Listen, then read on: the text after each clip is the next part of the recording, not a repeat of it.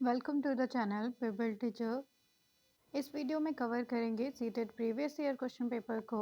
तो इसमें हम प्रीवियस ईयर क्वेश्चन पेपर में कवर करेंगे पेपर फर्स्ट को, और ये हमारा पेपर होगा इंग्लिश का। इंग्लिश के पोर्शन को हम इसमें कवर करेंगे जो 2013 में जो है 28 जुलाई को पेपर हुआ था। तो आइए देखते हैं। तो इंग्लिश का पोर्शन इस तरह से यहाँ पर पूछा गया था सीटेट में 2013 के लिए। तो इसमें आपको सबसे पहले एक पैसेज दिया गया है, इसमें आपको आंसर करने हैं क्वेश्चन नंबर 121 से लेकर क्वेश्चन नंबर 129 तक के। तो यहाँ पर बताया गया है द फॉसिल रिमेन्स, फॉसिल का मतलब होता है जीवाश्म से, the first flying vertebrates, the pterosaurs have intrigued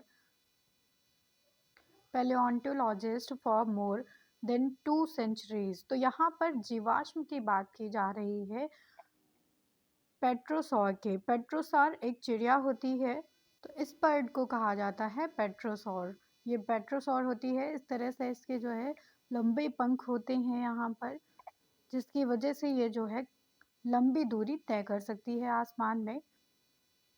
इसी बर्ड पर आपको ये जो है पैसेज दिया गया है। इनके जो विंग्स होते हैं वो लार्ज क्रिएचर के होते हैं, यहाँ पे जैसा बताया गया है लार्ज क्रिएचर के होते हैं विंग्स स्पैन, और फ्रॉम 8 टू 12 मीटर्स ये जो है रेंज कवर करती हैं। इस तरह से आपको जो है फर्स्ट पैरा यहाँ पे दिया गया। देन सेकंड पैरा यहाँ पर आ जाता है। तो इस सेकंड पैरा में बताया गया यहाँ पर कि कंट्रोवर्शियल असर्शन है यहाँ पर, मतलब कि विवादित असर्शन है यहाँ पर, जिसमें पेट्रोसॉर्स के बारे में कहा गया कि दे आर रेप्टाइल्स, ये रेप्टाइल्स होते हैं। Their skulls pelvis and hind feet are the reptilian. और इनकी जो है शारीरिक संरचना यानी कि एनाटॉमी के बारे में भी बताया गया है यहाँ पर, विंग्स के बारे में। तो ये सारी चीज़ें जो है यहाँ पर डिस्क्लोज की गई हैं। इसके बाद जो है पेट्रोसॉर्स elongated fourth finger of each forelimb supported a wing like the membrane। इस तरह से ये जो है सेकंड पैरा यहाँ पर दिया गया है पेट्रोसॉर्स के बारे में। देन यहाँ पर थर्ड पैरा आ जाता है इसके लिए।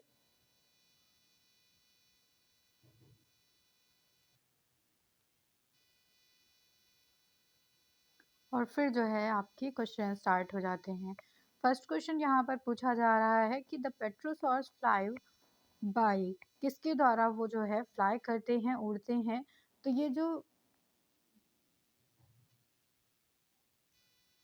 तो यहाँ पे देखिए साफ साफ लाइन में बताया गया है themselves by the jumping from the cliffs।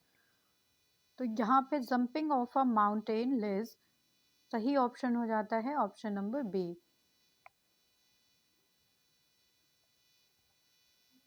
The next question किया गया है synonym for the compressed from the passage. Compressed का मतलब होता है जो चीज़ मतलब इकट्ठा कर दी गई हो, जिसमें जो है अणु जो है पास पास आ चुके हों।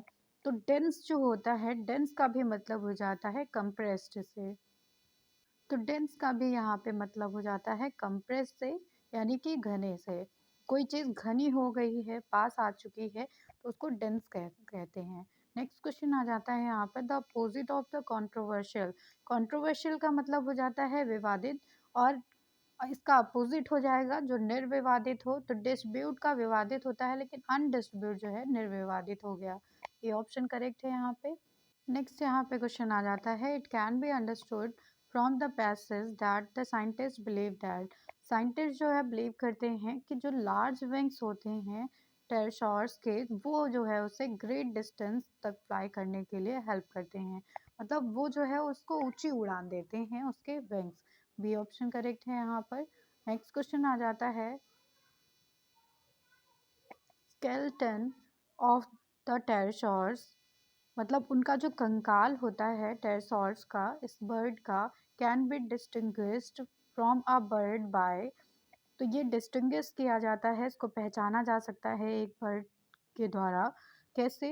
The anatomy of its wings span, मतलब इसके जो पर की संरचना है उससे जो है इसे पहचाना जा सकता है। ये ऑप्शन यहाँ पर करेक्ट हो जाता है। नेक्स्ट क्वेश्चन आ जाता है यहाँ पर, which of the characteristics of the pterosaur, इनमें से कौन सी टेरेसॉर की कैरेक्टरिस्टिक है? तो unable to fold their wings fully at rest, वो अपने विंग्स को यानी कि अपने पर को जो है पूरी तरह से फोल्ड नहीं कर पाते हैं। डी ऑप्शन यहाँ पर करेक्ट है। तो ये देखिए यहाँ पे सेकेंड पैरे में जो है आपको बताया गया है इस तरह से, ये जो है सेकंड पैरा है, इसमें नीचे आइए हल्का सा, तो इसमें जो है बताया गया है the wings, if the pterosaurs walked or remained stationary, the fourth finger and with the wings could only turn upward in an extent, मतलब वो आगे की ओर ही जा सकते हैं, inverted V shape alongside of the animal's body। Next question है यहाँ पर, elongated finger in the dash supported the outstretched wings, तो टेरसॉर्स जो होते हैं, पेट्रोसॉर्स जो होते हैं, इनमें ये चीज़ होती है। बी ऑप्शन यहाँ पर करेक्ट हो जाता है कि इनकी जो है elongated फिंगर जो होती है, लंबी जो उंगली होती है वो जो है आउटस्ट्रेच करती है इनके विंग्स को। नेक्स्ट क्वेश्चन है यहाँ पर, the body of the pterosaurs was covered in, body जो होती है वो उनके फर से कवर्ड रहती है। द वर्ड हेयर लाइक, तो इसमें बताया गया कि जो इनकी बॉडी होती है इस बर्ड की, वो पूरी तरह से इनके फर से कवर होती है। डी ऑप्शन करेक्ट है।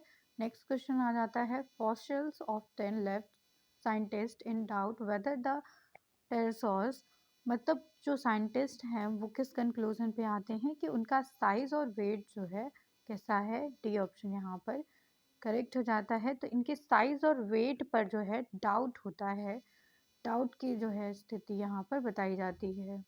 संदेह बना हुआ है हर एक जो है साइंटिस्ट के बीच में टेरसॉर्स बर्ड की साइज और वेट को लेकर। डी ऑप्शन करेक्ट है। नेक्स्ट क्वेश्चन आता है हमारा पैरा से, जिसमें आपको क्वेश्चन दिए जाएंगे 130 से लेकर 135 तक के क्वेश्चन किए जाएंगे। तो यहाँ पर फर्स्ट पैरा दिया गया है, a man found a cocoon of a butterfly, एक जो मैन है वो, एक आदमी यहाँ पर बटरफ्लाई के कोकून को पाता है। One day a small opening appeared, इस तरह से जो है बटरफ्लाई के ऊपर ये पूरा पैराग्राफ दिया गया है।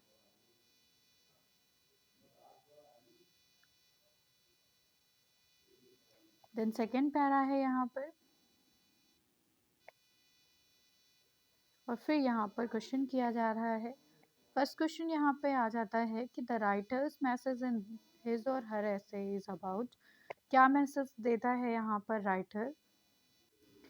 तो नेक्स्ट पैरा यहाँ पर है जिसमें, in fact the butterfly spend the rest of its crawling around the swollen body and the shriveled wings, तो उसके जो बॉडी है वो अब जो है दूसरी स्टेज पे आ जाती है बटरफ्लाई के, पूरी तरह से वो जो है अपने लास्ट स्टेज पर होती है, उसकी बॉडी जो है, विंग्स जो है उसके सूख जाते हैं। It never was able to fly, वो जो है उड़ने के लिए कैपेबल नहीं रहती है। तो इस तरह से जो है what the man has its kindness and heart, तो यहाँ पर कैसे जो है स्ट्रगल करती है एक बटरफ्लाई, उस चीज़ के बारे में बताया गया है। तो ये जो पैरा है इसमें मैसेज देता है writer about the need for a struggle in life. C option यहाँ पे करेक्ट है। नेक्स्ट क्वेश्चन आ जाता है, the essay is in dash in form, इससे जो है किस फॉर्म में है यहाँ पर? तो इससे जो है वो एक तरह से यहाँ पर डिस्कर्सिव फॉर्म में है। डिस्कर्सिव फॉर्म का मतलब हो जाता है जिस पे जो है हम रीज़न देते हैं, कंक्लूज़न दे रहे हैं लेकिन उसके साथ उसका रीज़न भी दे रहे हैं, कारण भी बता रहे हैं कि ये सेंटेंस, ये निष्कर्ष हम क्यों दे रहे हैं। तो इस चीज़ को हम करते हैं डिस्कर्सिव फॉर्म। डिस्कर्सिव फॉर्म यहाँ पे इसलिए बताया गया है क्योंकि हमने पूरे जो है ऐसे में, इस पैरा में बटरफ्लाई के बारे में बात की है।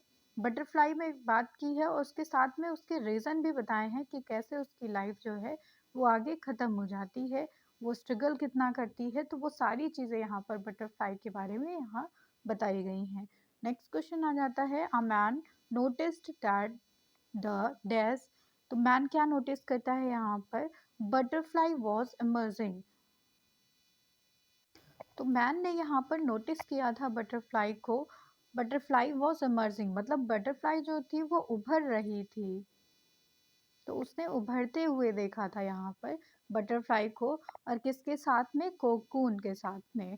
तो यहाँ पर ये ऑप्शन करेक्ट हो जाता है इसके लिए। नेक्स्ट क्वेश्चन आ जाता है, मैन्स फर्स्ट इंस्टिंक्ट वॉज।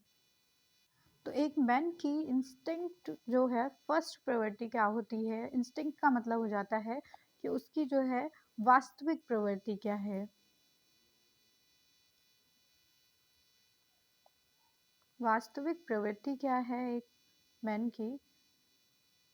तो इसमें बताया गया इस पैरे में कि जो वास्तविक प्रवृत्ति थी उसकी वो हो जाती है कि हेल्प करना, यहाँ पर बटरफ्लाई को, बटरफ्लाई के स्ट्रगल को देखकर उससे हेल्प करता है एक मैन। सी ऑप्शन यहाँ पर करेक्ट है, क्योंकि ये जो मैन था वो देख रहा था यहाँ पर कि बटरफ्लाई जो है वो मूव नहीं कर पा रही है। नेक्स्ट क्वेश्चन आ जाता है यहाँ पर, the natural process would have the wings of the butterfly. क्या नेचुरल प्रोसेस होता है, अनफोल्ड एंड स्ट्रेच आउट। वो हमेशा अनफोल्ड रहते हैं और स्ट्रेच आउट खिंचे हुए रहते हैं हमेशा। बी ऑप्शन यहाँ पे करेक्ट है बटरफ्लाई के बारे में। Next question, the word, a word that means to make or become withered is। To make or become withered का मतलब हो जाता है, विदर्ड का भी मतलब यहाँ पर सूखने से है। तो सूखने के लिए हमने अभी जो है एक वर्ड पढ़ा था, शिवर्ड। शिवर्ड जो है यहाँ पर करेक्ट ऑप्शन हो जाता है सूखने के लिए। नेक्स्ट क्वेश्चन यहाँ पे आ जाता है, अब आपको पैरे से नहीं इंडिविजुअल आंसर करने हैं इन क्वेश्चन से। तो यहाँ पर फर्स्ट क्वेश्चन आ जाता है, अ लिसनिंग स्टिमुलस। लिसनिंग स्टिमुलस कौन से होगा इसमें से। तो यहाँ पर फर्स्ट ऑप्शन दिया गया है आपको, enable students to discuss discuss a set of criteria which they prioritise to complete and present a task. तो इनेबल करना स्टूडेंट को कि वो डिस्कस कर सके एक सेट ऑफ क्राइटेरिया को जो सेट किया गया हो पहले से ही, और प्रायोरिटी दे सके उसे कम्प्लीटली और प्रेजेंट कर सके उस टास्क को। देन नेक्स्ट आ जाता है यहाँ पर कि प्रेजेंट एक इनपुट प्रेजेंट किया जाए सेपरेट ग्रुप ऑफ स्टूडेंट्स के द्वारा, who gather again to share what they listen. The next है यहाँ पर पॉइंट कि present in information gap activity such as giving direction. तो प्रेजेंट करना है एक इंफॉर्मेशन गैप एक्टिविटी को जिससे कि जो है ये इसको मतलब एक डायरेक्शन दी जाए, प्रेजेंट गैप एक्टिविटी के थ्रू हम एक डायरेक्शन प्रोवाइड करेंगे। तो सी ऑप्शन यहाँ पर सही हो जाता है लिसनिंग स्टिमुलस के लिए। नेक्स्ट क्वेश्चन आ जाता है कि the interaction routine. Interaction routine का मतलब है कि हम इसमें जो है एक दूसरे से मिलते हैं during speaking assessment include. Speaking के टाइम पर मतलब बातचीत के दौरान हम कैसे आकलन को इंक्लूड करते हैं। तो यहाँ पर हम नेगोशिएट करते हैं, नेगोशिएटिंग मीनिंग, बातचीत के दौरान जो हमारी बातचीत हो रही है उसका मीनिंग निकालेंगे, अर्थ निकालते हैं। Taking turns and allowing others to take turns. तो ये जो है इफेक्टिव वे हो जाता है असेसमेंट का यहाँ पर स्पीकिंग के टाइम पे। बी ऑप्शन यहाँ पे करेक्ट है। Next question is about retrieval skill. Retrieval skills in writing are. सबसे पहले जान लेते हैं रिट्राइवल स्किल क्या होती हैं। रिट्राइवल स्किल का मतलब हो जाता है ऐसे स्किल जिससे हम दोबारा कुछ गेन कर सकें, मतलब अगेन वी गेन समथिंग, उस स्किल को जो है हम कहते हैं रिट्राइवल स्किल। तो रिट्राइवल स्किल का मतलब यहाँ पर कौन से ऑप्शन से है, organising information and wild reading and listening. अगर हम ऑर्गेनाइज करते हैं तो इससे हमें कुछ भी बेनिफिट नहीं मिलता है, मतलब कुछ अचीव नहीं करेंगे हम इससे। नोट मेकिंग और नोट टेकिंग से भी हम कुछ नहीं अचीव करते हैं दोबारा। और डायग्रामिंग, डायग्रामिंग का मतलब हो जाता है कि हम किसी चीज़ को जो है संक्षेपण में कर रहे हैं, मतलब उस चीज़ को जो है हम अपने थॉट प्रोसेस से, अपने जो है थिंकिंग से कर रहे हैं, अपनी स्किल्स को इम्प्रूव कर रहे हैं। समराइज़िंग का भी यही मतलब हो जाता है। समराइज़िंग का मतलब है कि कोई स्टोरी, कोई चीज़, कोई टॉपिक पर हमने जो है रीडिंग की है, उस चीज़ को पढ़ा है, स्टडी किया है, उसके बाद हम उसको समराइज़ कर लेते हैं, मतलब उसका जो है सार लिख लेते हैं, एक तरह से समरी प्रिपेयर कर लेते हैं। तो ये जो है, इससे हमें कुछ नॉलेज प्रोवाइड होगी फिर। तो ये हमारी जो स्किल हैं वो हो जाएँगी रिट्राइवल स्किल्स में। सी ऑप्शन यहाँ पर करेक्ट होगा। नेक्स्ट क्वेश्चन आ जाता है awareness raising grammar games encourage student to. Awareness raising grammar games जो होते हैं वो स्टूडेंट को किस लिए जो है इनकरेज करते हैं। तो अवेयरनेस मतलब कि जानकारी बच्चों को होगी इन गेम्स में ग्रामर के बारे में, तो ये बच्चों को कहीं ना कहीं इंगेज करेंगे खुद में। तो यहाँ पर think consciously about the structure they have learn. तो स्ट्रक्चर के बारे में सोचने का इतना मौका नहीं मिलता है बच्चों को। कम्युनिकेट करना तो यहाँ पे नॉर्मल हो जाएगा, ये गेम्स हैं यहाँ पे। देन सी पॉइंट है कि कोलैबोरेट कर पाते हैं स्टूडेंट। या फिर यहाँ पर डी पॉइंट आ जाता है कि engage and feel about the human relationship while the teacher controls the structures. तो यहाँ पर बच्चे जो है ग्रामर गेम अवेयरनेस के थ्रू जो है राइजिंग अवेयरनेस का मतलब हो जाता है ग्रामर गेम्स में कि यहाँ पर बच्चे को हम इंगेज करेंगे, उसके फीलिंग्स को इंगेज करेंगे ह्यूमन रिलेशनशिप के साथ में। बच्चे एक दूसरे के साथ में जो है रिलेशनशिप एस्टैब्लिश करेंगे और with in the teacher control structure. D option correct है यहाँ पे। नेक्स्ट क्वेश्चन है लैंग्वेज एक्विजिशन के बारे में। जब हम किसी लैंग्वेज को, किसी भाषा का अर्जन करते हैं, उसके लिए कौन सा पॉइंट यहाँ पर करेक्ट है, ये आपको बताना है। नेक्स्ट फर्स्ट ऑप्शन है यहाँ पर इज अ टेक्निक। ये एक तरह से टेक्निक है जिसमें ended the stimulate and environment in which student learn their native language। तो ये तो सही है कि बच्चे इसमें अपनी नेटिव लैंग्वेज को सीखते हैं, अपनी मदर टंग को सीखते हैं, लेकिन ये एक तरह की टेक्निक नहीं होती, मेमोराइजेशन इसमें इन्वॉल्व नहीं होगा। देन सी पॉइंट आ जाता है यहाँ पर कि कॉम्प्रिहेंस करते हैं बच्चे यहाँ पर ग्रामर को। तो ग्रामर को कॉम्प्रिहेंस भी नहीं करेंगे और मेमोराइज भी नहीं करेंगे। देन डी ऑप्शन आ जाता है refers to the language acquisition, जो है वो रिफर्स करता है प्रोसेस ऑफ लर्निंग को इन नेटिव लैंग्वेज और सेकेंड लैंग्वेज। या तो वो नेटिव लैंग्वेज होगी, मतलब हमारी मदर टंग में होगी, या टारगेट लैंग्वेज में होगी। और because of the इनेट capacity of the human brain, क्योंकि बच्चे में वो इनेट कैपेसिटी इन्वॉल्व है जिसके बारे में बात करते हैं नॉम चॉम्स्की। डी ऑप्शन यहाँ पर करेक्ट है। नेक्स्ट क्वेश्चन पे चलते हैं। नॉम चॉम्स्की, देखिए नेक्स्ट क्वेश्चन नॉम चॉम्स्की से ही आया है। Refers to the deep structure means. Noam Chomsky जो है डीप स्ट्रक्चर से रेफरेंस करते हैं, तो इसका मतलब क्या है, डीप स्ट्रक्चर का जो है क्या मतलब है। डीप स्ट्रक्चर का सेंस हो जाता है कि यूनिवर्सल ग्रामर जो है अंडरलाइन करती है, अंडरलाइनिंग ऑल द लैंग्वेजेस, यहाँ पर लैंग्वेजेस है, all the languages and corresponding to an innate capacity of the human brain। तो हर एक बच्चे में नॉम चॉम्स्की के अनुसार बताया गया कि लर्निंग एक्विजिशन डिवाइस होता है जिसको एलएडी कहते हैं, जिसके द्वारा हर एक बच्चा यूनिवर्सल ग्रामर को सीख सकता है। इनेट कैपेसिटी होती है लैंग्वेज को सीखने की बच्चे के दिमाग में, तो ये जन्मजात रहती है बच्चे में। और यूनिवर्सल ग्रामर का भी रूल इन्होंने बताया है कि हर एक लैंग्वेज को और हर एक लैंग्वेज को करेस्पॉन्ड करने की इनेट कैपेसिटी होती है ह्यूमन ब्रेन में। ये ऑप्शन करेक्ट हो जाता है इसलिए। नेक्स्ट क्वेश्चन आ जाता है यहाँ पर the bottom up model of the curriculum is one where. Bottom up model कौन सा होता है करिकुलम में। बॉटम अप अप्रोच जो होती है, मॉडल जो होता है, वो इनकरेज करता है स्टूडेंट्स को, उनकी एक्टिविटीज़ पे फोकस करता है।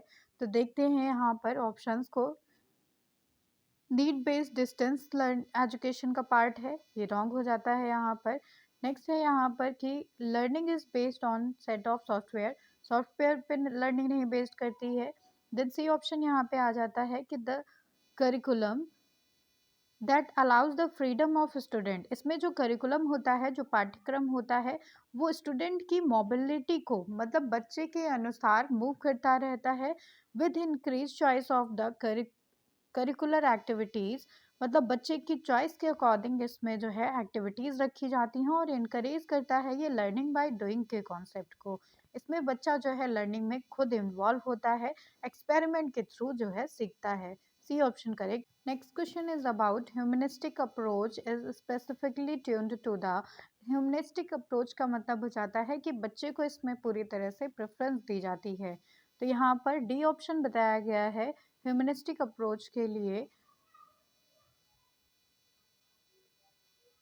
तो ह्यूमनिस्टिक अप्रोच का मतलब है कि the process that enable students to discover structure for themselves.